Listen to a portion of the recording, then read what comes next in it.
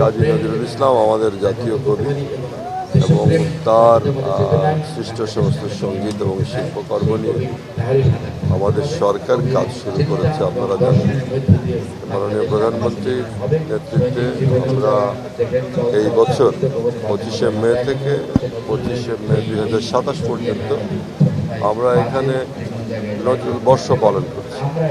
সেই উপলক্ষে নজরুলের সমস্ত সৃষ্টকর্ম সেগুলোকে মানুষের সামনে তুলে ধরা, আর সে প্রয়োজনেই কিন্তু নানা রকম কর্মসূচি নেওয়া হয়েছে।